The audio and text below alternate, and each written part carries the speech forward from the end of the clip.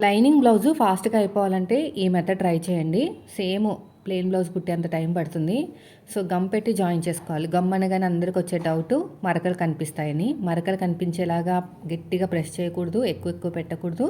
ఖర్చులు బయటికొచ్చేలాగంతగా మీరు గమ్ మరకలనేవి పెట్టకూడదనమాట. అంటే ఖర్చులోకెళ్ళిపోవాలి. ఆ మరకలన్నీ కూడా గమ్ మరకలన్నీ ఖర్చులోకెళ్ళిపోవాలి. చిన్నగా డ్రాప్స్ పెట్టండి. మరీ పెద్ద పెద్ద డ్రాప్స్ పెట్టేస్తే మీకు ఏమవుతదంటే ఆ మరకలనేవి ఐరన్ చేసేటప్పుడు ఇంకా పెద్దగా అయిపోతాయి. సో, ఇప్పుడు నేను జాయిన్ చేసినంతా కూడా ఖర్చులోకెళ్ళిపోతుంది. ఇలా ఫ్లోరల్ ప్రింట్ ఉన్న దాంతోటి పెద్దగా ప్రాబ్లమ్ లేదండి. కానీ ప్లెయిన్ బ్లౌజులొస్తాయి చూసారా?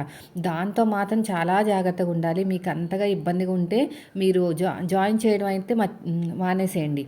మిషన్ మీద కుట్టుకోండి. కానీ జాయిన్ చేస్తే చాలా ఈజీగా అయిపోతదండి. నేను చెప్తున్నాను కదా, ఎన్నో బ్లౌజులు కుట్టాను నేను. నాకైతే చాలా బాగా నచ్చింది ఈ ప్రాసెస్ అనేది. అస్సలు విసుగనైతే రాలేదు. చాలా తొందరగా ఫాస్ట్‌గా అయిపోయింది వర్క్ అనేది.